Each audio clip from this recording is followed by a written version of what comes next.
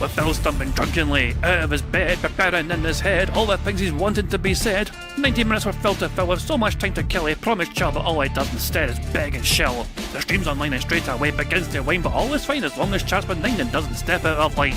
His content's sound mature for all to enjoy, like fresh when you're, but I feel sure he ran through to feel so insecure.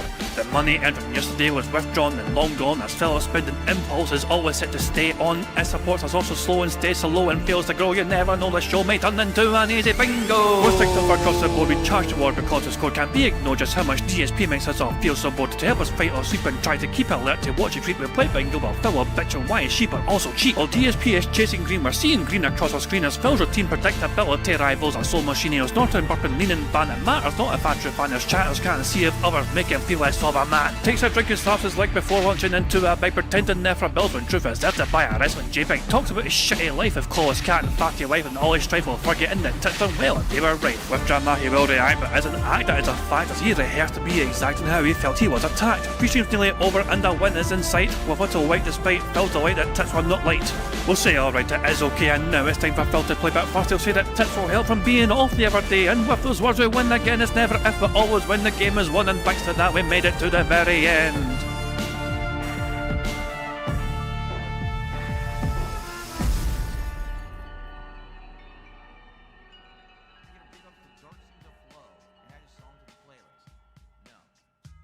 What is up, everyone? Hey guys, King Jad here, and welcome back to DSP Bingo for what is today, Wednesday, the 1st of July 2026. It's the start of a brand spanking new month. We're into the month of July, so there we go. So good stuff indeed. Hope you're enjoying your day and your week so far. Some good news, every single person, just look at the bingo winners from yesterday, 1st, 2nd and 3rd place. So that's Detractor Media, Alexandra C and Avalanche. They have all been in touch, you know. So all 3 bingo prize winners, you know, are got in touch very quickly and promptly. I will get their prizes sorted out. I'm not sure when actually. I can get it sorted out whenever, but also if I know what everyone wants and how they want it, I can try and get it sorted for them. Maybe as soon as possible, but the very latest it will be some point towards the end of the month of July. You know what I mean? But there you go. Profit, and not all you, but not all you. Nice try, you fucking bald feet, fucking loving. Happy Canada Day, by the way, Prophet. You're still a fucking creepy bastard. But there we go. Happy Canada Day. Fuck off. Thank you very much to Yorkshire Law for popping their 400 bingo Baddies membership as well. Said love the streams, Chad. I'm very glad you do. You know what I mean? I know. Like as I say, I am somebody who can I kind of accept my place, if that means if that makes sense. You know what I mean? Like I'm not going to pull like the raw fill numbers, or you know, because obviously they get quite a big crowd. Also, you know what I mean? And I know other restreamers as well. Sometimes they get a big. I know I've got a place. You know what I mean? And I'm kind of happy that some people do enjoy coming here for a different experience sometimes, you know what I mean? So I'm glad. I am very glad that it does appeal to other people. Stunning, I can see your text messages in the shut up. I'm going to hide this fucking chat. How do you block Sunny in this fucking thing here? I'll just block you. Yeah, we go. Yeah, not gonna do that. There you go. Sunny was attention. Goodness sake. But there we go. Anyway, no sign of the bad man yet whatsoever, although his stream chat is working, as you can see. His Phil's YouTube chat doesn't need a test, as you can see. It's going perfectly fine. Phil has spent over $3,000 in the last 3 weeks. I mean, that's true. Alex broke down the numbers and metrics. Well, let's get interesting, okay? Let's just get straight into this, okay? Alex broke down the latest numbers in metrics and figures. Phil's confirmed boxes.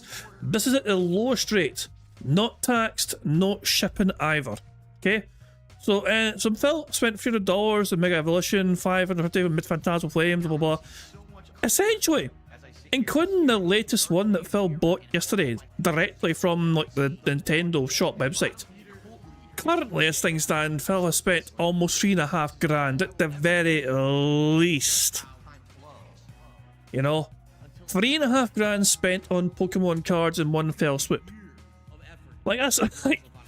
Is in the space of a month, practically, or a little over a month. You know, like what the fuck, man?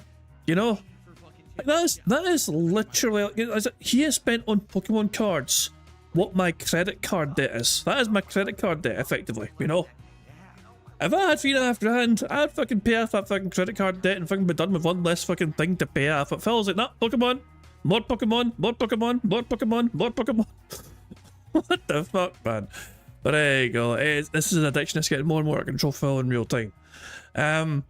So Phil had a wee clip here as well. Phil, of course, remember, people saying that he wears diapers doesn't bother him. Phil doesn't care that people keep saying things like he wears diapers on stream or whatever, you know what I mean? Yeah, right. Chantal Respecter says, I got 10 subs with your name on it if you pull down your pants and show us your underwear. I think I prefer not to have the scene of me flashing the stream on the internet and then people talking about it. Sorry. You can keep the 10 subs. But Phil, you showed you off your underwear before on stream. You know?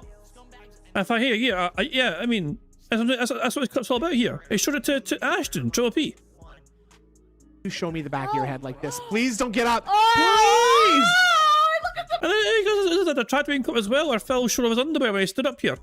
Phil doesn't stand up with us anymore. He's too scared to stand up and show his fucking rear end towards the camera. Not the top. I don't. Okay. His underwear's too small, and you can see the top of his butt crack. Ket Burnell as well. Am I pausing for too long here? Huh? Is this too disgusting to show you his horrible fucking like underwear strap here? It says man or ham. Yum. What does it say? This says men. Does it say men? It says man. Oh, Jesus Christ, man. Yeah, so Phil has shown his underwear before, you know what I mean, on stream before, you know what I mean, and also that time not only, you know what I mean, but yeah, when Ashton Triple P asked it, then Phil was very happy and willing to show him it, you know. Hey, Ramon Sanchez, how you doing?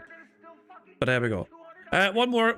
well, just Nerbrew is having way too much fun with the diaper memes. Give me your mail address so I can mail you a spoon so you can eat shit out of my diaper. God almighty. Nerbrew is having a fucking field day with the fucking diaper memes. He really is. You know? Like, what in the fuck, man? You know? Hell, this is a good stuff indeed. Damien, is that the thing where was that the idea about having free spaces go the other way? I did talk about your idea. If you talk about the DM you sent me a couple of days ago, I talked in the member Discord about the possibility of having free spaces be, you know, go the other way. So rather than us earning free spaces, we could lose them possibly. And there were some mixed reactions to that sort of notion, if that's what you're referring to. You know? I didn't flesh out the whole idea, you know what I mean? By the way, I know your idea had more detail, but I thought, I'm not sure how well the concept of losing free spaces would go down, you know what I mean? Because, like, I mean, as somebody like, you know, I don't know. There is potential there, for sure, but it's like trying to find a good balance for it as well, you know? That's funny about a suggestion, yeah, if Phil gets a $100 anonymous tip, we lose one free space. My thing is, like, if somebody, my worry is that if somebody, like, is very charitable, for example, like if somebody, like, does a big massive tip or a big massive member bomb, you know, Sonny, for example, you know, or someone else, you know what I mean, and the free spaces we get from them could be negated by something else happening. It's like their generosity it's like that then gets like chat on kind of because like it's going the other way. You get what I'm saying? It's like I do like I like the idea of it. I do love the idea of, like, you know, freshening up the bingo, like the stakes and the free spaces and things like, and possible punishments and penalties. You know what I mean? But it's trying to fucking find the right balance. You know what I mean? In terms of like how to properly implement that. You know. So, but yeah, it's a possibility though, for sure. Anyway, let me get off his fucking screenshot because, by God, hell no. So the bad man's awake apparently. Yeah, good morning. It is truly the end of an era. Oh, it's Phil talking about the end of digital media. Yeah, so the big talking point. Sony announces end of physical game disc production for new games starting January 2028. So I've got a feeling that's going to be Phil's big talking point today, I imagine. So there you go. So yeah, there you are. Anyway, let's watch a couple of compilations. First of all, we've got a Daystream compilation from Mamology. Mamology 101 has a Daystream compilation. Phil getting owned by Resident Evil Code Veronica, and Phil making fun of LTG for faking support. And afterwards, we have a daily crap clipped by Sonny. Yeah, Phil didn't have a great day yesterday. Phil had a bit of a slower day than usual, you know? He got $100+ on both streams, but it wasn't 150. So technically, that's 3 streams in a row where the trumpets have been playing.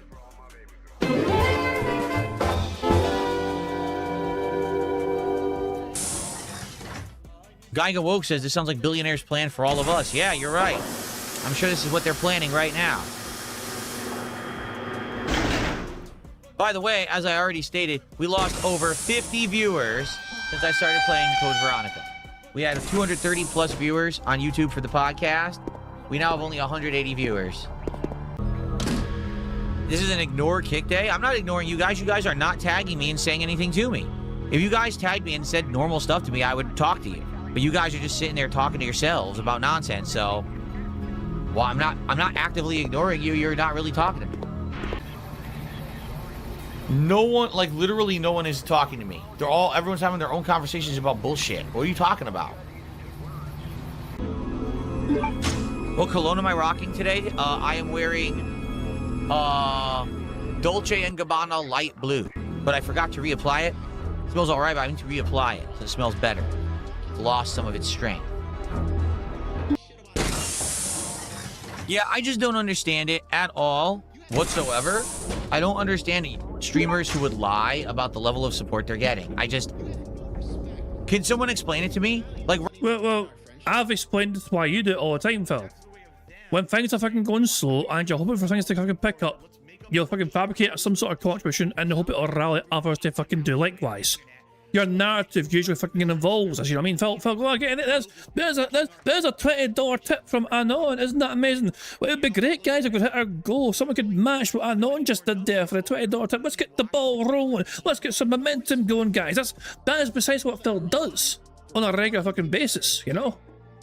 right now, what incentive is there for me to lie and say that I'm doing better than I'm doing? Why would I ever fake a contribution? To make yourself appear more successful to the internet than you actually are. Because you're a very prideful individual.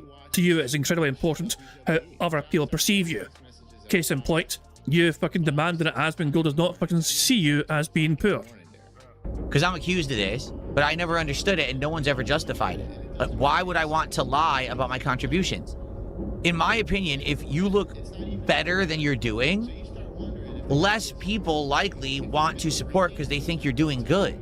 So in your opinion, Phil, it is better to fucking be seen as a fucking sad sack who fucking really needs the fucking money. Okay, but then you fucking, you fucking preach on your stream how you're more successful than you've ever fucking been. And like, it's like, I mean, I don't know. It seems to get, you seem to be contradicting yourself here.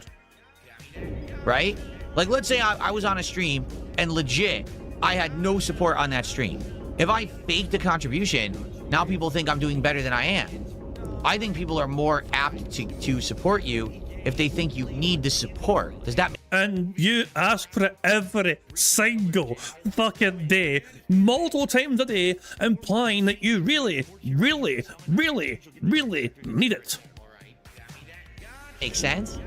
So if you're lying and you're saying, look at me, I got 5,000 subs, but in reality, you know that 4,000 of those subs are worth like 4 pennies. So that's really $80, and only 1,000 of your subs are real, which are $5. So really, you're making $5,000 a month. You're not making $25,000 a month.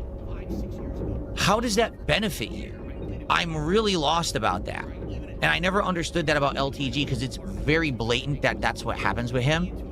That he has supporters who send him Turkish subs, Argentinian subs, and a lot of the times he even has it scheduled. Like, he triggers it. He'll be talking about a certain thing, and then all of a sudden, the support drops like a timed thing. And it's like, dude, we all know what's going on. We're not done. We're not born yesterday. Obviously, this is something that was planned, and you're working with your supporters to do it to make you look good, right? But I don't... Phil, the same sort of shit that happens all the time with you.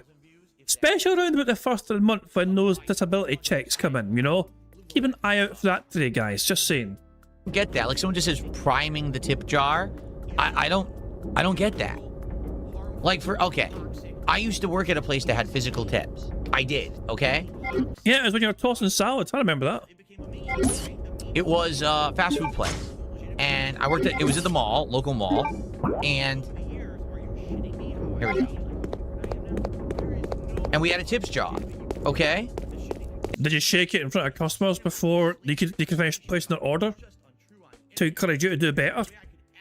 If the jar was empty, more people would tip. Like if it was empty, people would look and go, oh, and then they would put a tip in because they, oh, these poor people have no tips today. Okay? Claire. Gotta waste. How many times am I gonna have to do this, honestly? How many times will I have to do this, do you think? Without being able to save and having to completely redo this, right? Like, seriously. Who fucking What a great game cares? design. And you see what I'm saying about the game, that it just feels like they didn't design it very well. It seems like it's made by like almost a different dev team. Like, this is a team who saw how good Resident Evil 1 through 3 was and decided they wanted to make a game too, but it was like the B team or the C This game audio got desync massively, by the way, Phil. You fucked up as well. team. And so they have this insane, annoying stuff. Like, this kind of stuff is not in Resident Evil 1, 2, and 3. Okay, Resident Evil 3. It is. It is in Resident Evil 3. That's why I really don't like 3. But this is just baloney. Absolute baloney. And I like baloney, but I like it on a sandwich. I don't like it in a video game. Does that make sense? Right now, this baloney is not delicious baloney with awesome mouth-watering flavors and seasonings. This is Claire pancake baloney. Stop talking about food, you fat prick. And I don't like Claire pancake baloney.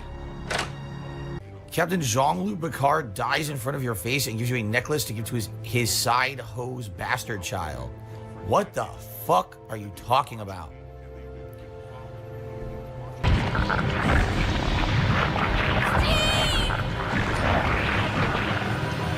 Yikes.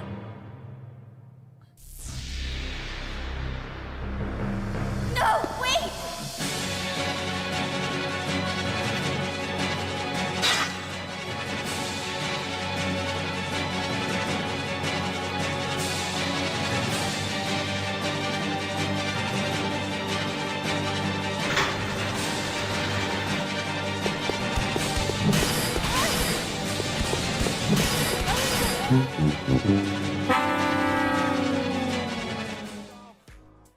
Wouldn't it have made more sense to try and roll? Does the character not have a fucking button to try and roll to dodge attacks? You know? He's not very good at fucking avoiding getting hit, is he?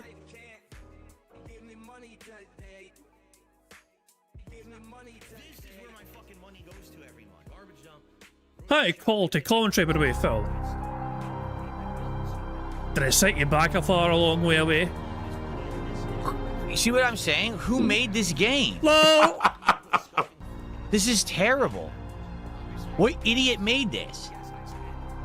How is that fun? Oh, well, you have no idea what to do. Die after 2 hits. Do everything over again. What do you mean you have no idea what to do? Clearly, there's a closing door. And, like, you got to fucking just avoid getting smacked by a fucking big nasty person that's fucking trying to kill you. By running like fucking, like, I don't know, is it a dodge button? Yeah, but press the fucking dodge button if you fucking can, or whatever, the strafe button, or whatever fucking buttons you have to avoid getting attacked by the enemy. All while rushing towards that fucking slowly closing fucking door. So, you're a brain dead idiot, whoever made this. Like, seriously, this is what I mean. Like, people say this is my favorite Resident Evil. How?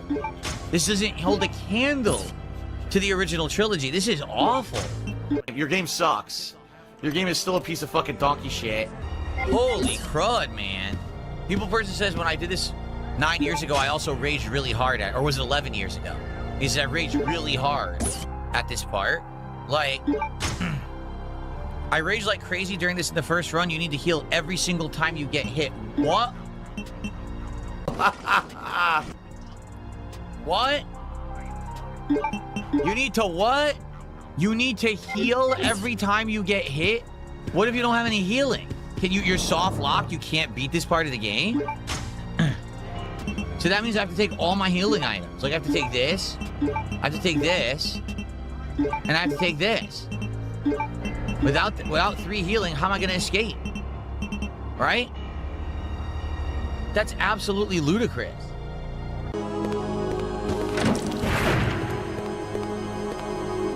What a dick.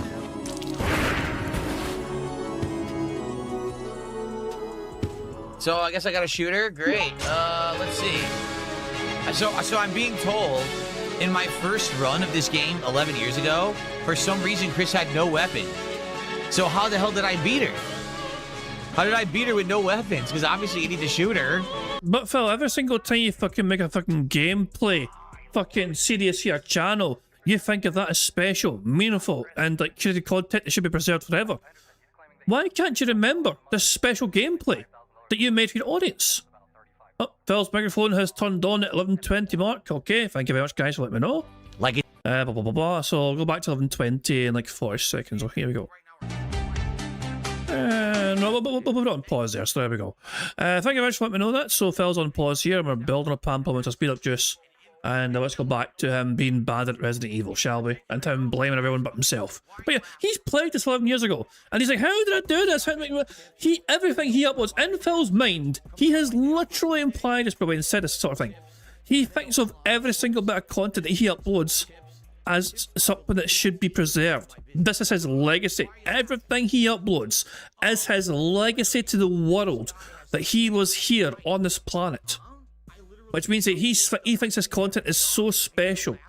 Every fucking 70,000+ like videos or whatever, every single one of them very special and meaningful, whatever. He can't remember shit what he's done. No, he can't remember what he done fucking last week, for fuck's sake.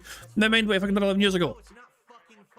Like, you could fucking nuke the majority of Phil's gameplay content and nobody fucking give a shit. You know?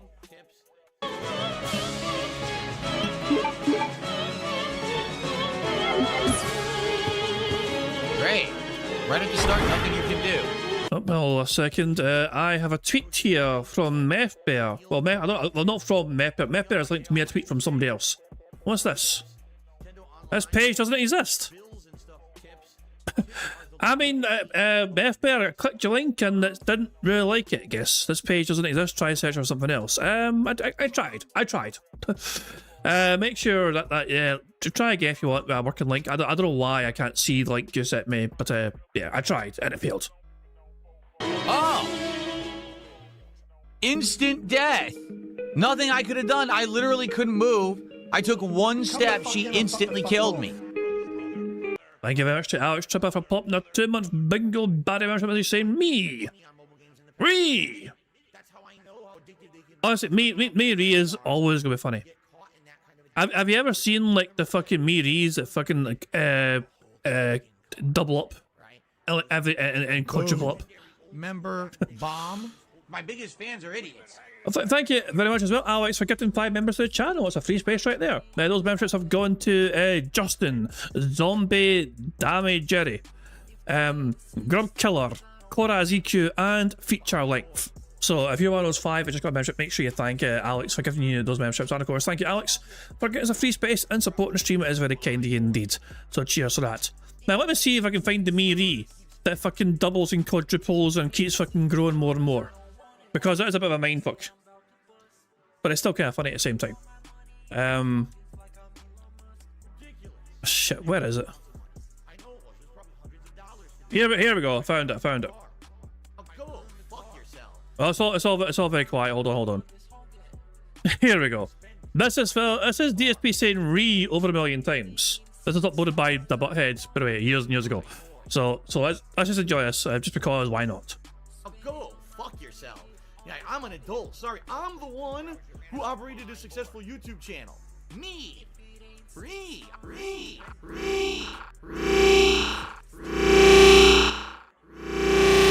It's getting loud. It's starting to get quite loud.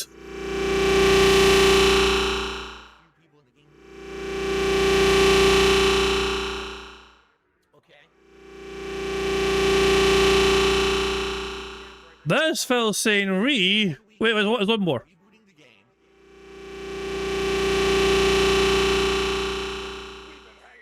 There's your me re. Then this Phil saying "re" 1 million fucking times. Holy shit! I was thinking it was quiet at first. Like, I boosted the volume. It's just kind of quiet. I boosted the volume and it got very loud very fucking quickly. With the amplified fucking re's in there, you know. So there we go. Mipper says the link works now. What the hell is this?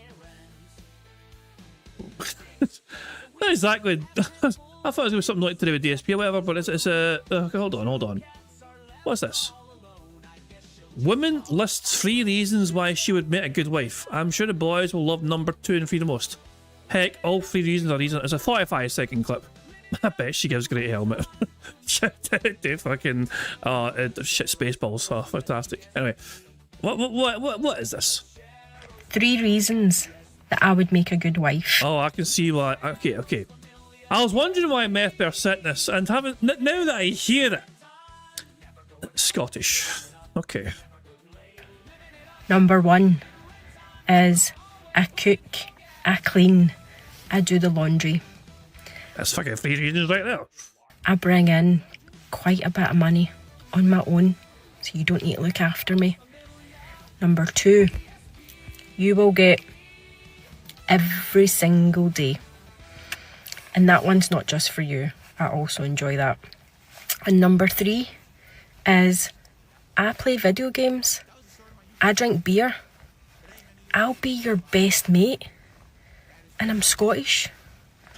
So, okay. Are those 3 good reasons to be a wife? Jesus Christ, man. But they should come with otters. I don't know. I was like, why are you sending this? Says, oh, wait a second. Aye, she's Scottish. Thanks, Meth Bear. There you go. Are you on a hunt for or a special someone there, Meth Bear? Is that you looking for a special somebody potentially looking to do? I thought you were against this, the whole kind of marriage thing. But all of a sudden, Meth Bear seems to be expanding the horizons, so there we go. Good stuff indeed. Oh, hell. Jesus, man. I mean, it's not as simple as that, of course, you know what I mean? It's not as simple as that, you know? Oh.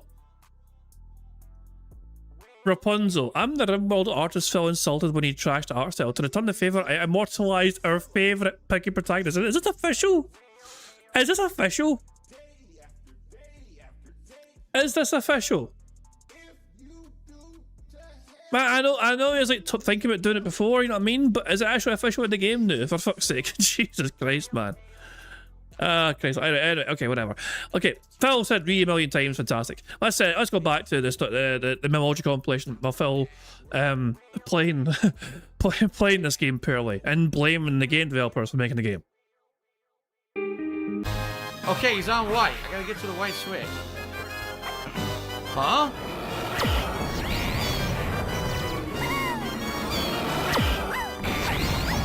What? The answers are fucking you in that order. I couldn't do anything! I was stuck in place! I tried to jump and butt splash and nothing happened at all. This is stupid. Wow, this is fucking dumb.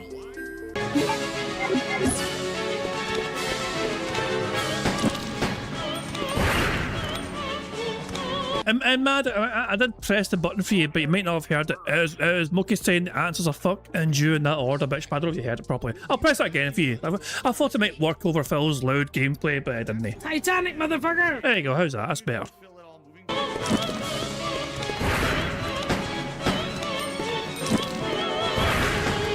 What's he firing at? I'm stuck in the corner. Shoot that wall, Phil. You show that wall who's boss. I can't move. There's fire on the off.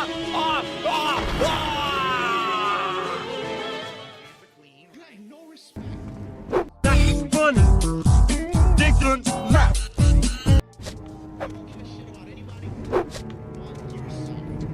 Die, Victor! I can't hit.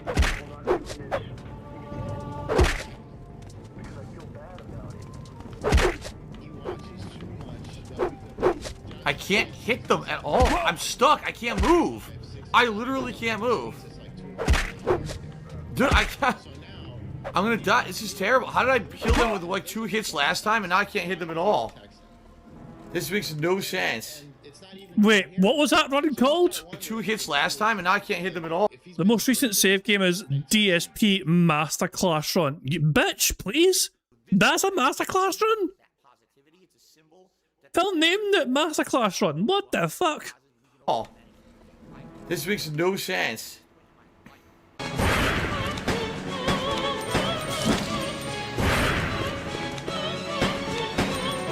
You ran into a fucking dead end, then you wonder why you're stuck and can't move.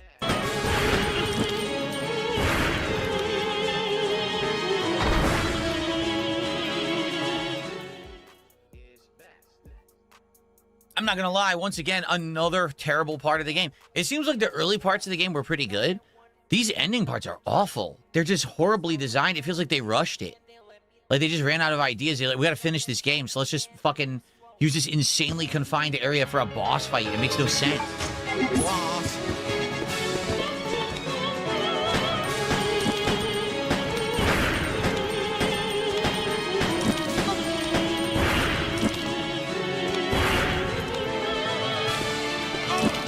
You're standing in fire, you dumb bastard.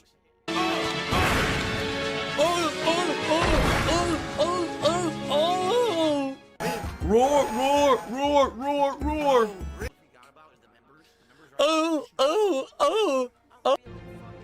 You have done that yourself. Oh my god. Fire at the wall. Stop shooting the walls and the stairs and shoot everything but the enemy. You might want to run, pal. You're about to get cornered here. I would quickly suggest you run to that right there. That big gap on the right hand side where there's a big free area of space to run away from the bad person might be a good idea. Or just get consumed by the fire and let the fucking boss kill you, why not?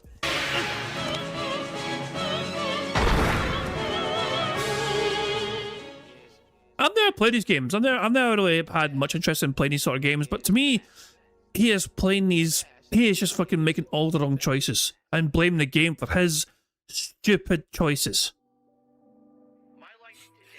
Timu Opera.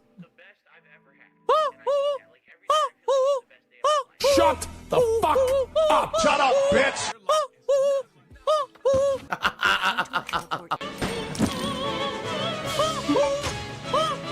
Shut the fuck up! Make the bad man stop. Yo, Phil. Yeah. Shut the fuck up! I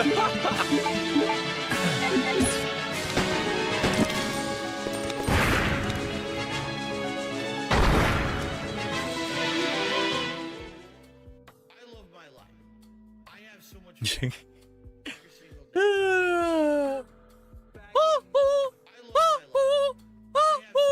Make the bad man stop.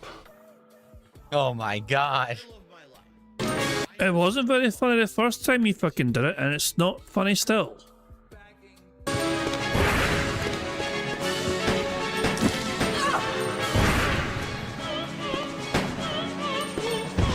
That it? We got her. Woo! Congratulations, Phil. The boss died of old age and boredom because you're taking forever. Well, I don't know about you, but I'm not satisfied. We need more. Shut the fuck up! Yo, Phil. Yeah. Shut the fuck Holy shit. Shut up, bitch! Okay, he's on white. I gotta get to the white switch. Huh?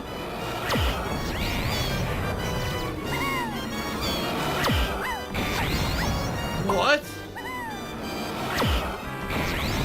I couldn't do anything! I was stuck in place! I tried to jump and butt splash and nothing happened at all. This is stupid. Wow, this is fucking dumb. You're fucking dumb, you fucking dummy. Anyway. So yeah, Phil had a poor day stream and I also had a poor night stream, but fucking who for him. And so yeah, Phil's daily crap, just under 10 minutes. And you can probably guess what the main topic of conversation was about, you know. I'll give you a wee clue. Money. Good evening, everyone. DSP here, and welcome to the Daily Wrap for what was Tuesday, the 30th of June, 2026, the final day of the month. And it just so happens that this day happened to have two games aligned that haven't typically done too well when it comes to being supported on my streams as of late. The first What a surprise! It made it all about money immediately. game that I played today was Resident Evil Code Veronica X. The second game that I played today was Pokemon Champions. Now, the thing is, these are both fine games that I've enjoyed playing. I like the playthroughs. I'm happy that I'm playing them both, in particular with Resident Evil. I really feel like this is giving me the education to remember the game when we play the remake next year, and Champions gives me a multiplayer game to play in my rotation that's pretty darn fun. So, in that regard, how did today go? And Who fucking do I have any updates on anything? Let me tell you. So, today went pretty good. Was it the best day ever? Absolutely not. Was it the worst day ever? No. Kind of in the middle. Certainly not overwhelming support for these games, but actually a better day than I've had playing these games previously. let's talk all about it. I love how the fucking topic of conversation. It's not about how the games went. It's not about how he feels playing these games and the experiences he had playing those games. Literally all revolves around money. I was like, how do you feel playing this game? How do you feel playing that game? You know, what sort of progress you make playing this sort of game? How do you fucking feel about how this game was designed? I mean, it's literally solely about how well supported these games were that particular fucking day. Like, I recently started playing a new game myself. On the Steam had a summer sale thing start recently. Kingdom Come Deliverance 2 was on sale for 20 quid. I decided, you know what, I've been interested in that game for a while. I've always wanted to fucking have a go at playing that game. For 20 quid, I thought, you know what, I'm gonna go and get that game. And let me tell you, it's an eye-opening experience. There's a lot to it. The game is very fucking deep, very fucking detailed, you know what I mean? I got a lot further than DSP did in the game anyway, that's for sure. I was like, oh fuck, there's women bathing by the fucking water. I can't play this game, no. And he ran away from the game because, like, heaven fucking forbid, you know, there's like women involved in video games that might fucking titillate Phil. But yeah, it's like it's a game that's outside my comfort zone to a certain degree. Kingdom Come Deliverance 2, you know what I mean? Because like, I'm not used to those sort of games, if that makes sense. I mean, the one thing I could compare it to, arguably, is like Fallout. I played Fallout, 4 before, and obviously I played a lot of New Vegas, but I've not done much for the New Vegas. You know what I mean? So, but Fallout is probably a similar sort of thing you can compare that to. You know what I mean? But Kingdom Come Deliverance 2 is so much more depth to it. You know what I mean? There's a whole lot. It's like the fighting fucking mechanics are fucking really fiddly as hell, and if you want to actually fucking make potions, you actually literally need to make them. You need to, like, make them precisely. It's like, what the fuck, you gotta boil things like this amount of time and grind shit in a fucking mortal and pestle. Like, what the fuck's going on here? You know? But my point is, like, I'm happy to talk about those. I was like, if I'm going to talk about those games, I can talk about the games from a gameplay perspective. When Phil talks about games, he talks about it from a financial perspective. Because that's literally his main motivating factor and drive. He's playing his games, he's not fucking thinking about the gameplay experience, he's thinking about the fucking financial experience from playing those games. And the audience shouldn't fucking have to, the audience don't care about that, for fuck's sake. Started off today with the DSP morning show. Mostly chill vibes. There wasn't anything too crazy to talk about. I definitely think that one of the focuses of the show is that people were kind of pulling me into talking about all of this kind of toxicity of certain people online and stuff like that, which generally I don't want to talk about, but if people ask me, I'm going to answer. You know, people contributing and asking questions, I'm not going to ignore them, right? But it was still a good show. Lasted over an hour. By the time the show had ended, we had gotten some support, but not a ton. And I was like, well, that's a good start. I think it was like maybe 30, 40 bucks of support before we even started Resident Evil. That's a good start because some of the times I played Resident Evil, we've gotten like $7 of support the entire 2-3 hours I played it. So good to get some of the support early in that regard. You know what I mean? When we jumped into Resident Evil Code Veronica X today, we made great progress. We played it for roughly around just over 2.5 hours, I believe. Although I only made 2 videos because they were a little on the longer side. So what did we do? Did we beat the game? No, but we're close. Basically, we got to the point with Chris where you can rescue Claire. Then we went and got all of the gems that you need to open this gem door for the family of Alfred and Alexa and her, or Alexia and her dad or whatever. Ashcroft? Is it the Ashcroft family or whatever? I think it might be. So you open that door, and then basically you get to a point in the game where, boom, big stuff happens. There's a big boss fight against Alexia, and then all of a sudden, out of nowhere, you switch to Claire again, which I had forgotten that this even happens in the game. So I started playing as Claire again and made a few kind of bad choices and or some really annoying parts where there's cheap instant deaths in the game, which is really annoying. And then after all of that, we got back to Chris. I was like, oh, okay, so that was an interesting kind of character swap mid-game. And that's the difference in Code Veronica is, unlike Resident Evil 1 and 2, where you do 2 sides, there aren't 2 sides in this game. It's all the same game, but you do play as 2 characters that you are swapping between, okay? So in that regard, it went well, I would say. We made solid progress. Lots of hilarious deaths and things today. Like, the thing just kept coming down and crushing Claire and turning her to a pancake. And just funny stuff in general. And basically, the final 30 minutes, oh my goodness. At the very end of this segment with Chris, they make you do insane amounts of backtracking to complete an annoying puzzle. And I was like, oh man, this is so much backtracking. And it took forever. We couldn't finish. We couldn't finish the puzzle. So the thing is, I'm almost positive we're incredibly near the end of the game. I think we finished this one puzzle sequence. And then there's one more part to the south you got to do. I think then it's the finale. So I'm thinking within an hour to maybe an hour and a half, we're done with Code Veronica X. But we didn't get to it today. The good news is we did get some good support. I want to say over 120 plus bucks of support, but we didn't hit the 150. We didn't get any $50 contributions. So that means... We didn't hit the 150? Why would that matter, Phil? Wait, what? We didn't hit the 150? Well, why is that a factor, though? I thought you said, you know, for $100 cumulative go, you open a pack, so why is 150 special? We didn't hit the 150 implies as a goal for hitting 150. As a certain as a certain target you want to try and hit every day. We had only had one pack of Pokemon cards that we had qualified to open. And I actively asked the people who were on the stream, would you rather we do a really short unpacking video now? Because remember, I'm now recording the unpackings as a separate video series. Or should we save the pack for tonight? Oh my, wait, is this a new thing? Oh my god, he's fucking turned. He has turned opening Pokemon packs as separate videos into a new part of his begging grift. Oh my, he's actually fucking done it. So Phil recently implemented a thing where he's actually doing these as separate recorded videos.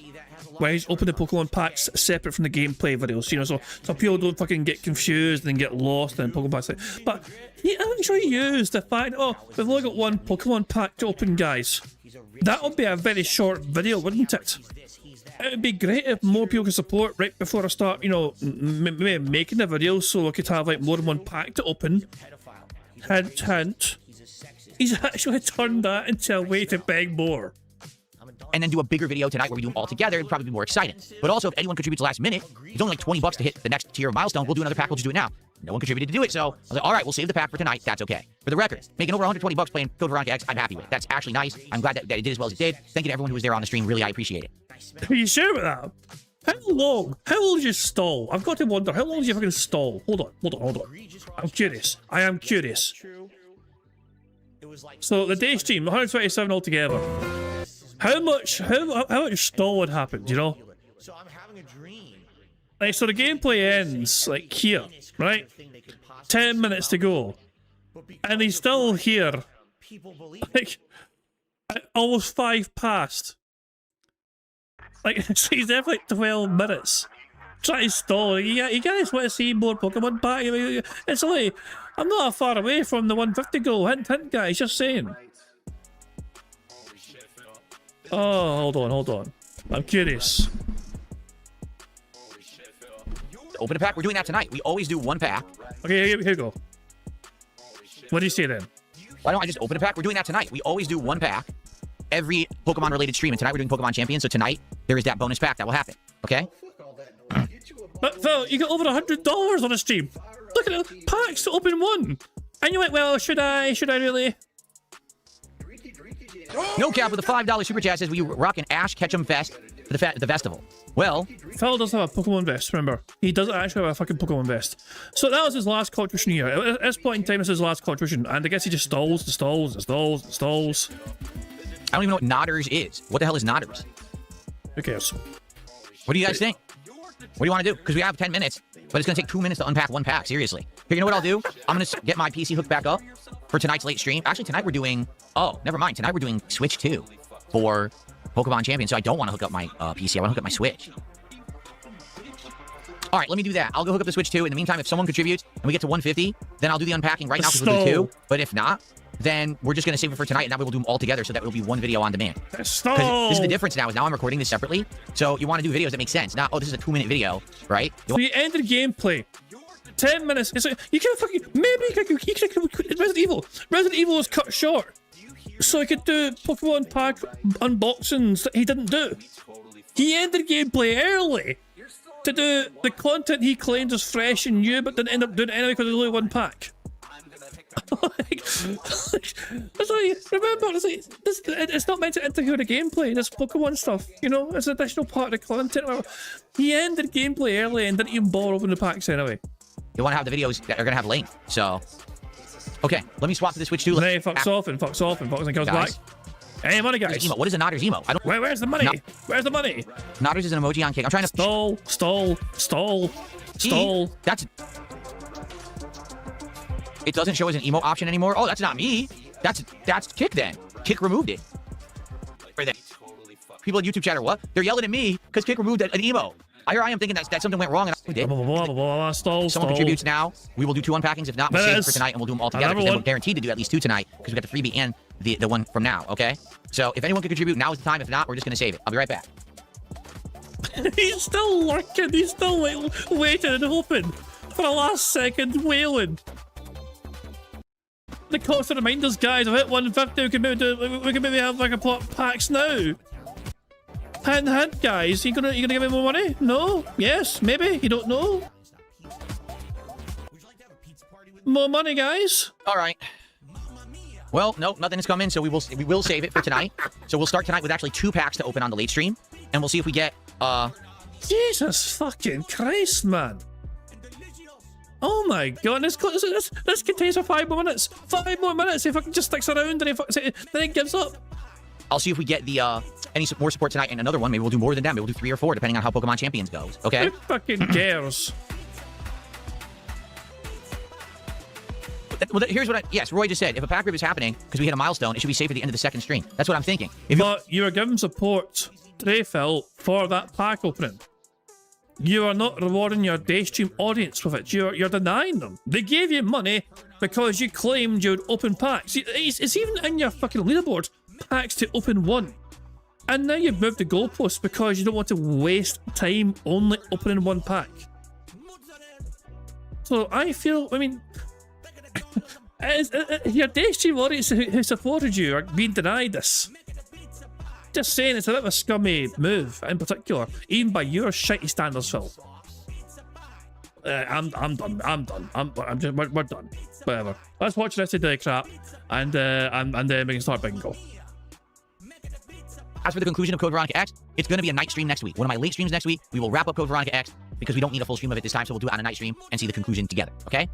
Cool. So tonight's late stream was Pokemon Champions, continuing on in my effort to get higher in the ranks, fighting these duels against people, and seeing if we can get to the Master Ball rank, okay? Tonight, my feedback was, well, last week you did all duels, but, you know, we want new Pokemon, right? So let's see. So I spent a half an hour recruiting Pokemon.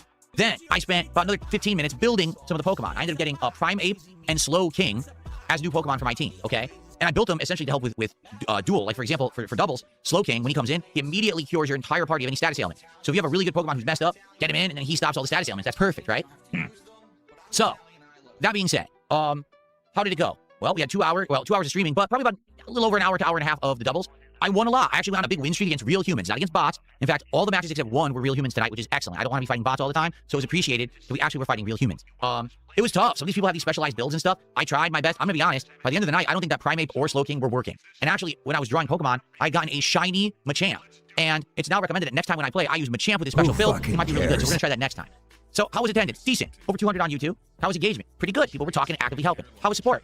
Honestly, not bad for Pokemon Champions, because again, this is a stream that hasn't done well support-wise. It really is the standard Pokemon games like Fire Red and Brilliant Diamond that do better. Champions hasn't done that well. We did over $100 of support. That qualified for an additional pack to open, and because I was playing a Pokemon game, I do a freebie. So all in all, we opened 3 packs of Pokemon cards tonight. That's the special video that I made for DSP pack rips, and you can see that right here on the channel tonight. We set it up, and has a new intro, and I explained the future pathing of all the cards we're going to open, including future boxes and stuff. So if you want information on the card rips, check out that video. It's actually a really informative video tonight. I think you'll enjoy it. All right? So here's the deal. Certainly not a terrible day. Not the best day ever, but for 2 games that have underperformed in the past, the fact that they didn't flop today, I'm just happy with that. So thank you to everyone who supported today. I really appreciate you. Can't wait for more when we wrap up these games. We're wrapping up Resident Evil next time we play, and we'll probably try to squeeze in another Pokemon Champion stream next week. I just honestly, every time he talks to us, I thought the end, there's still a minute and a half to go. Holy fuck. I thought it was going to be ended. I thought, wait, a minute and a half to go. What more can Phil fucking say? Tomorrow is Wednesday. Who fucking cares? Tomorrow, there will be a DSP morning show, and in the morning, it will be Pokemon Brilliant Diamond, continuing on. This is the only Brilliant Diamond stream of the week, all right? So, I hope you'll show up. I hope you'll engage in support with it. Hopefully, it's a well-supported stream so we can get a lot of packs, because today we barely did any, only 3. Tomorrow, we get the... We're Bailey today, guys. He's not disappointed or anything. He's not upset, but it'd be great if we could get wheeled the fuck out today. Hint, hint. Freebie, because it's Pokemon. People generally support this stream well. Hopefully it goes well, and people are there for the fun, and we have a good one, okay? Tomorrow night's late stream is something totally different and something special, okay? There is a game that was recommended to me on Steam when we were looking at different games to play. It's called Before Your Eyes. And what I'm being told, this game is only 2 hours long. I should easily be able to beat it in one night stream. It has an insanely good narrative. Like everyone is saying, crazy good story. So if you're into narrative and emotional stories, be here for this game. If not, don't show up, because the game is literally all narrative and emotion. No real challenging gameplay, nothing complex. It's just kind of walking around experiencing a story. So if you're down for that, we haven't seen a game that's emotionally like this in a long time, come by tomorrow night. If not, skip the stream, and I'll see you Thursday when Dark Souls 2 returns, okay? You complain about games like that, though, because you complain about games that fucking don't really play like games. Like Mixtape, you bitched and whined and moaned about because you thought it was basically something that should have been a movie, but they made it a game instead. And you were upset with that for some reason, you know? So why does this game get a pass? If it doesn't play like a game, it's like some sort of short film. Okay? Alrighty, everybody. Thank you so much for a great streaming day. Y'all have a good night. I'll see you in the morning. We'll do it all again. Peace out. Fuck you fucking dick. Jesus Christ, man. But what the fuck, man? Can you imagine? I mean, I'll say, He thinks this is a normal way to conduct his fucking business. Like, every day to his audience. This is for his audience, remember. Him tell his audience, guys, it'd be great if you give me more money. Today was a day where you could have done better for me, you know? It'd have been great if you fucking stepped up and give me more, but it is what it is. I'm sure you guys will fucking make sure to make up for that tomorrow. Like, what? What sort of, like, why? What? Jesus, man. It's just, it's such a fucking disrespectful way to fucking treat your audience. It really fucking is. It really is, man. Anyway, it's time for bingo. It's time for bingo. And yeah, the first number in chat I see the number that I use to generate today's bingo card. So make sure it's a good number, because I would quite like to get some full houses to start off the month on a good note. The first number in chat I saw was from Zarnock Darkness, who said 676767. I wonder what inspired that. We need Phil to say and do the following on, well, just wait for it to generate. That's a big number, to be fair, so it might take a wee bit. It has to generate over 600,000 different fucking cards. But give it a wee bit. It will eventually. It will eventually. It's getting there. It's getting there. There we go. This is the bingo card we have for today's stream. We need Phil to get $50+ in support. Him repeating at the same point constantly, him saying interactive, him butchering a word and him chewing some water. The second row is Phil saying meaningful, him snorting, him saying now, him burping, and him saying hilarious. The third row is Phil saying members, chill, Pokemon cards, him touching his eye, and him saying help. The fourth row is Phil pointing at the camera, him saying experiment, good news, people saying, and oh. The fifth and final row is Phil's chair shaking, him saying it is what it is, basically, right now. And finally, behind the scenes. That's the bingo card we have for today's stream. Now, of course, there's a variety of ways we can get free spaces to help us on our way to our Full House bingo card today. For example, for every 10 sips, snorts, or burps that Phil commits, we get a free space. For every 3 minutes and 20 seconds that Phil begs, we also get a free space. If Jay showed up to Phil's stream and Phil says hi to Jay, not only do you get a free space for that, but to celebrate that free space, we get to enjoy this animation. Squeak, squeak, a free space. If Satan showed up to Phil's stream and Phil says hi to his bestest buddy in the whole wide world, Satan, not only do we get a free space for that, but to celebrate that free space, we get to enjoy this animation. What's up, Satan? Good to see ya.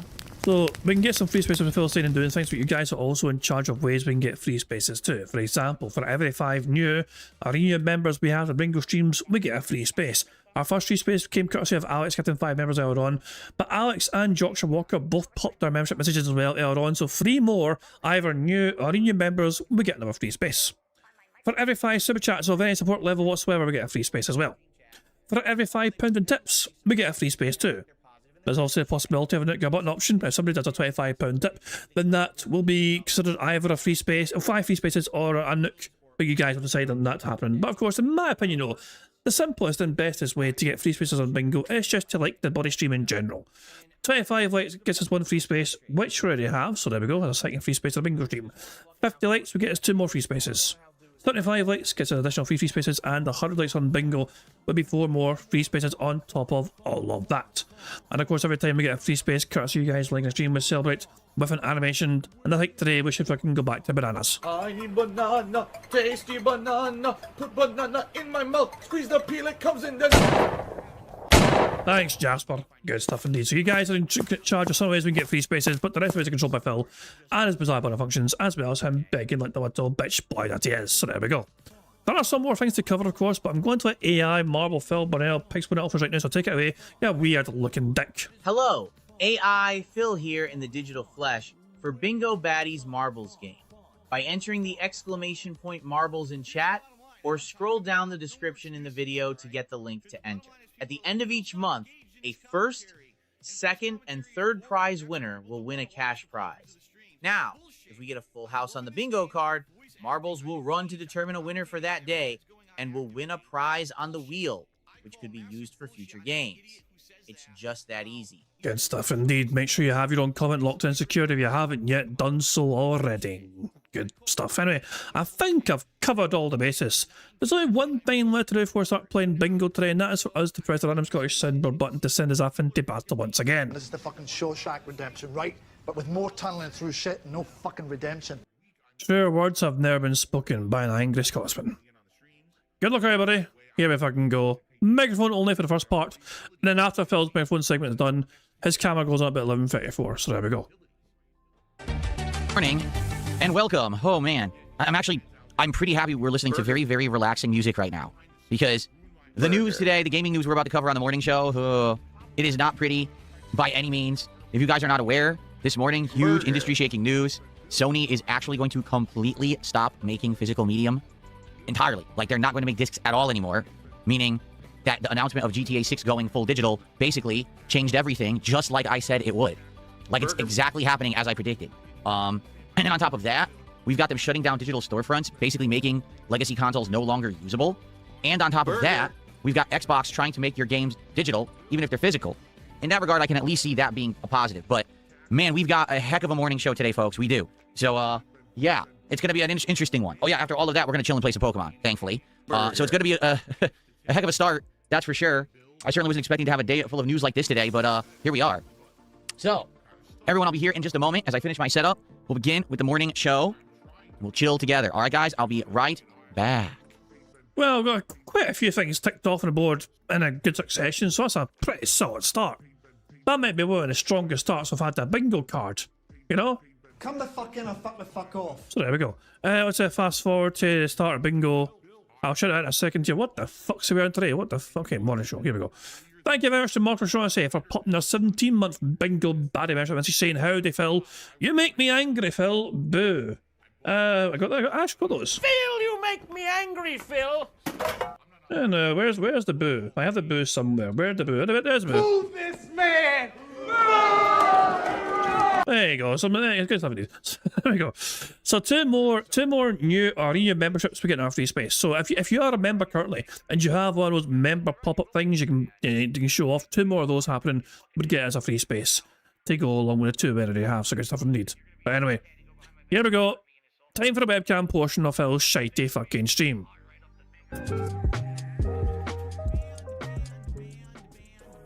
Good morning, everyone. Guess what? It's time for another episode of the DSP Morning Show here on DSP Gaming. Who fucking Good morning, everyone. cares? It is Wednesday, the 1st of July, 2026. It's a new month. That's exciting. We're into summertime fun. All kinds of cool vibes going on. I wish that I had better news to bring you guys today, but I don't really have good news at all. Because, ladies and gentlemen, it is official. Come the fuck July in or 1st. fuck the fuck off. Thank you very much to Steve the Dead. Popping their 14 months bingo Barry measurements. He's saying, twist my arm then, why don't you? I mean, I would twist your back, but it's really fucked up as it is, so I guess your arm will have to day. That's a very mean joke for me to say. There you go. I sounded a lot more threatening than it was fucking meant to have sounded. I do apologise, Steve. But there we go. Cheers for that, Steve, though. Hope you're doing well, man. Hope you're doing well. But I don't really have good news at all. Because, ladies and gentlemen, it is official. July 1st, 2026 will go down in history as physical gaming media Armageddon. Come the fuck in or fuck the fuck off. And thank you very much to C Finney for popping their 28-month bingo Barry Mr. saying fine free space. Well, there we go. We got a free space courtesy you guys pop in your membership messages. Very kind of you indeed. So that's our free space to add to our list of free spaces that we have. Wait, is that? Yeah, yes, that's 5. Yeah, it's 5. So Yorkshire Walker, Alex, Mark, Steve, and C Finney. Good stuff indeed. Excellent stuff. So yeah, thank you very much, guys, for that. Free spaces so far, plus a lot of squares ticked off already. Wait, this might be a very quick fucking bingo card. What that means is that as of today, it is absolutely official. The games industry has decided to move on from physical game discs. This is something that, if you've been following the industry for a while like I am, you've seen the writing on the wall for a very long time. Ever since you would buy a game disc, put it in your console, and find out, oh, the game's not on this disc. Actually, it's just a digital placeholder. It immediately triggers whichever digital store you're using, whether that's PlayStation Network or the Xbox Live Store, and then it starts downloading the real game onto your console. So what was the disc for? The answer is nothing. It was just a placebo to make you think you physically own something that you actually don't. Because in reality, for those who don't know, when you buy a video game in the modern era, you don't own it. Unless you actually are buying the IP, intellectual property of the game, you don't own the game. You just own a license to play it. And that's exactly what has happened, is people have misunderstood what game ownership is for a very, very long time, thinking that because you own a physical copy, you actually own the game. That's why there's a whole resale market for games that has had a humongous industry crash in the last 10 years. Why do you think GameStop, who used to be the #1 gaming store in the world, had to completely reposition and now become a place that basically sells junk like pop culture figures and t-shirts, or does Pokemon card trade-ins? That's why, you know, everything is changing. And what we're going to do today is to actually analyze what's going on, because it first started just a few days ago when we covered the announcement of the pre-orders of GTA 6, and Rockstar outright said no physical copies. We will only ever be giving out digital codes. Even if you buy the physical box edition, there's still a code inside. Then the entire internet went crazy and said, oh, there has to be physical, there has to be physical. And they even started making stuff up. Like, they started taking obscure help request responses from Rockstar as, oh, look, they're going to make a physical copy. Rockstar then confirmed, we are not making physical copies. There will never be a disc of GTA 6. And so, I think this has been the spark, where the entire industry was just waiting for one big company, one big game, to someone to make the push towards all digital. And since Rockstar made that push, everyone is going to follow suit. But hold on, hold the fucking phone, no. This is not the first time, no, that it's happened to a game. Games have been doing this for years, though. But there's been no... I mean, as far as I'm aware, there are some games that have been... For years, there has not been physical copies of games sometimes. Am I wrong? Like, someone said the other day, I think God of War, one of God of War games was digital only. And that was not a physical game. It was only digital. You know? So, I mean, did that cause shockwaves? Did that shake up the industry? You know? So I mean, I don't know. I don't know why film's pretending it's a new thing now. You know what I mean? I don't know. It's whatever. I guess he's always been quite slow in the uptake, you know? Began today. Are you ready? I think we just jump right into the story. Let's do it. Let's cover the news right at the beginning and top of the show. Okay? Ready for this? Who fucking Well, I was cares? ready. There we go. PlayStation blog. Physical disc production ending in January 2028 for new games releasing on PlayStation consoles. In response to shifting trends in consumer preference, new games will be released on PlayStation Store and at retailers in digital formats only. As consumer preferences and the broader entertainment industry continue to shift away from physical disc to digital, physical game disc production for all new games releasing on PlayStation consoles will be discontinued starting in January 2028. Following this date, new games will be available on PlayStation Store and at retailers in digital formats only. This transition has no impact on games that already released or will be releasing prior to January 2028 in the disc format. This is a natural direction for Sony Interactive to adapt to consumer trends as the general preference for digital media significantly outpaces physical discs. The transition will enable us to align more closely with how most of our community prefers to access and play games today. Thank you to the faithful Kimono. That's very generous of you, and I will shout that out in a second. Hold on one second. Okay. We'll continue to prioritize our resources to drive innovation and how players can blah, blah, blah, blah, blah. Nothing, okay? So here's the thing again. The writing has been on the wall for a long time that this was going to happen. We saw everyone starting to buy digital. The internet infrastructure in the world improved worldwide, so everyone could get these games digitally day one. DLC distribution, became solely digital, and we kind of had a feeling, right? But again, when you buy a disc, you put it in your console, and it literally doesn't install anything. It just says, go right to the store, and it downloads the game. You could have done that already. So the disc didn't matter. And what you have to understand is, especially now, what's going on in the world. Inflation is rampant and crazy, and price. And yet, you're still fucking demanding $300 per day minimum from your audience. You can't sit there and fucking preach about inflation being rampant and then fucking turn around to your audience and fucking demand them to fucking keep giving you $300, $400, $500 a fucking day. You greedy sack of shite. Pricing of RAM, memory cards, etc. is going up. World strife causing things like gas prices to fluctuate.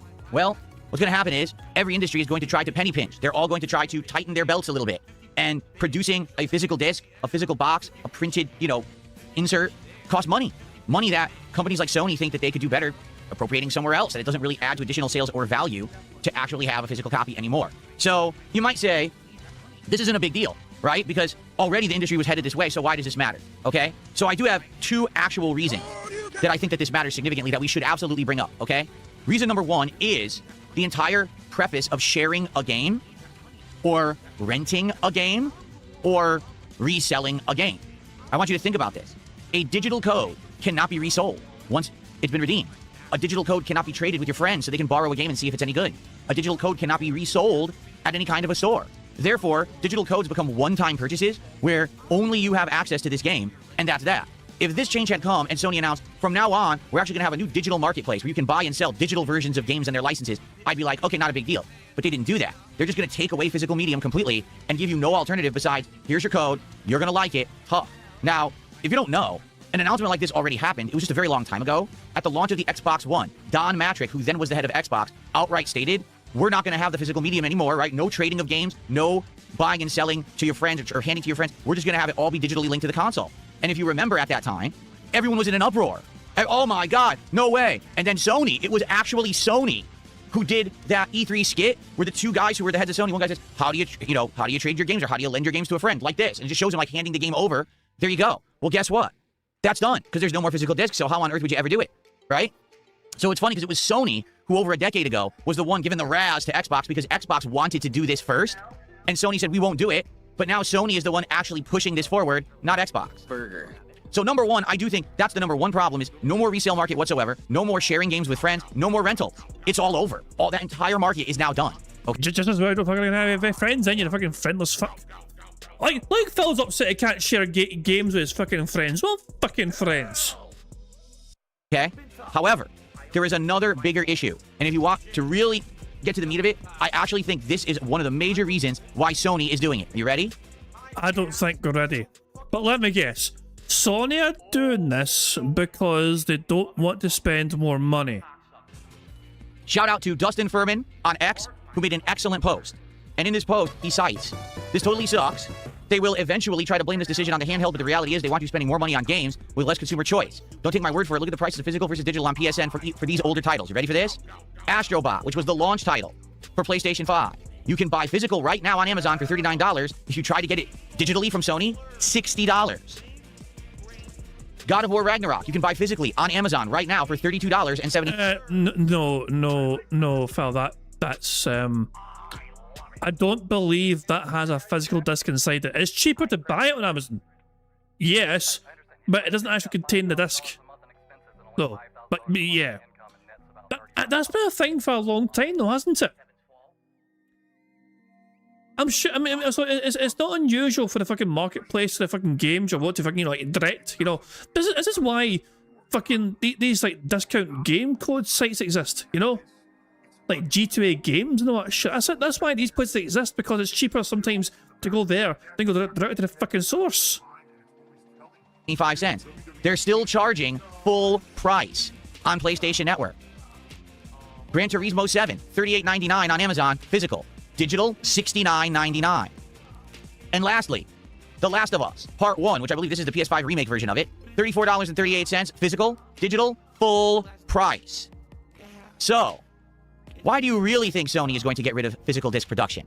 They want to have a stranglehold on the market for their games. This isn't so much of a big deal if you're talking third-party games, because third-party games obviously can be played across multiple platforms. No one really has a control of the market. You could get a third-party game on Steam, you could get it on other digital stores for PC, then you can get it on PSN, you can get it on Xbox Store, right? But for the exclusives, for the ones that these companies design exclusively for their platform, they will now have a complete control over the market. What I'm going to say right now, maybe a little controversial, but I am now foreseeing a monstrous explosion of third-party sellers selling digital redemption codes. For example, there are third-party sites out there you can go and you can buy a code for these games that you then redeem on PlayStation Network that's much cheaper, okay? I'm going to predict that we are going to see a mass increase of people now buying those codes, because it used to be, I'll just get the physical copy, it's $30, but now there's no more physical copy.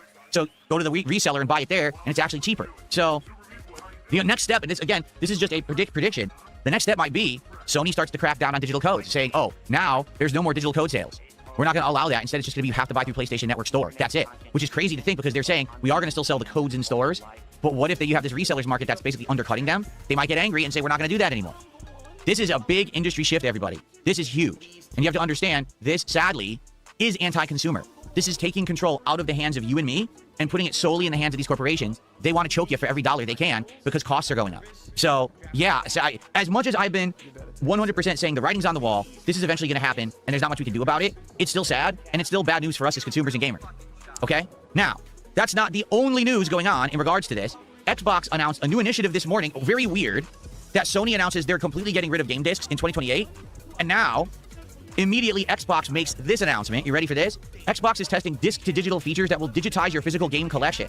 So what they're stating is they're going to have a digital collection available on Xbox consoles. You take your physical disc, you put it in the console, it scans it. Now you own the game digitally, so you don't need to have the disc ever again. You'll have it attached to your, I guess, your ID or whatever on Xbox, so you'll have a digital collection following you around, even if you bought the game physically. Sounds like a good idea, and it sounds like, hey, that could help the customer, except you understand where this is going.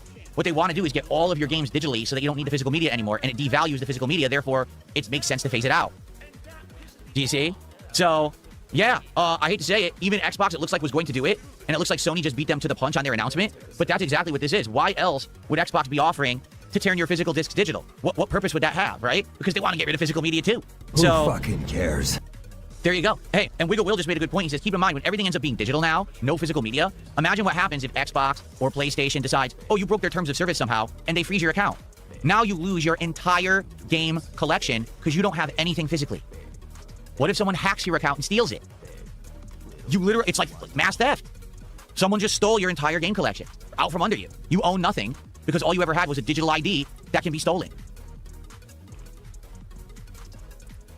Okay, one more piece of news today on the morning show, everybody. Let's get it all out of the way, and then we'll get to shout-outs and interactions, okay?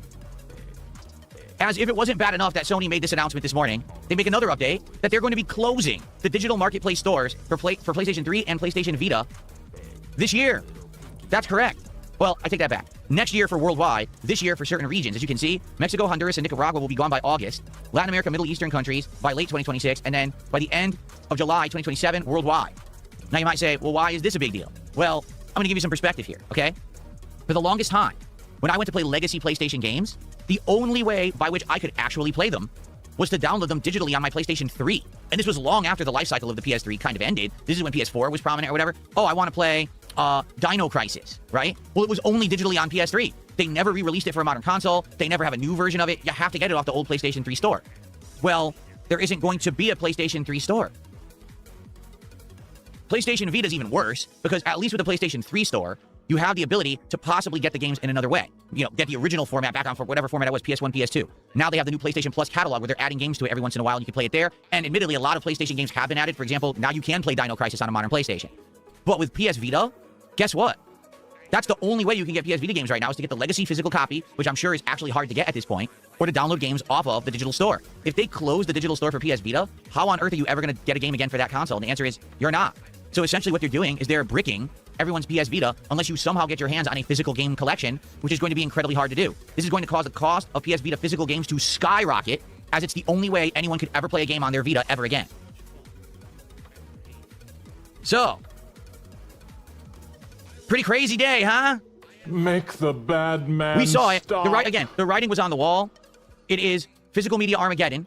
And when physical media goes away, it essentially means the control is taken out of the hands of the consumer and placed solely in the hands of corporations. They now tell you how to get the games, they price the games, and they control the market. The physical media put that power in the hands of the gamers, as we had this third-hand reselling marketplace, buying, selling, outside of the realm of the original transaction.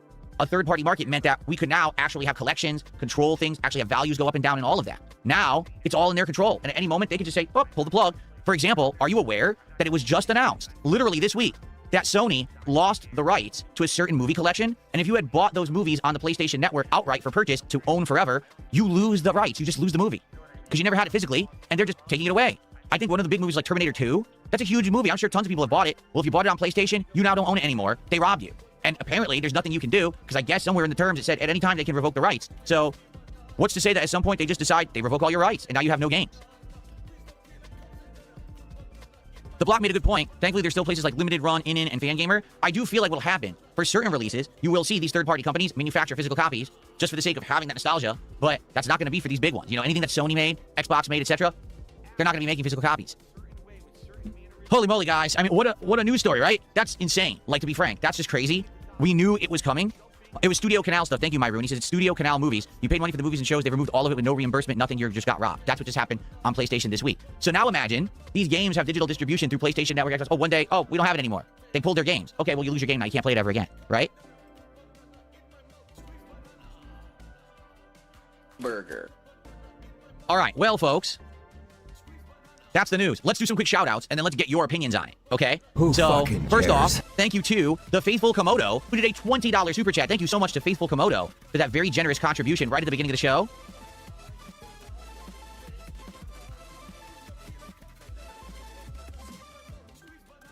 Thank you so much. Then we had Mativa26, who did a $5 super chat and said, even though it's digital, the Pokemon feel physical pain. Well, there you go. We were talking about last time we were playing Pokemon Champions, and he was saying, don't hurt the Pokemon. They can feel it when you get them beat up. And thank you for that, Mativa. And then Mandy Banana subscribed over on Kick. Thank you, Mandy Banana, for the sub. That's an original first sub there, and I appreciate that. Thank you, Mandy. Also, Parasolo, a whopping 61 months as a member here on YouTube. Thank you, Parasolo. And just rest in peace to physical games. I know.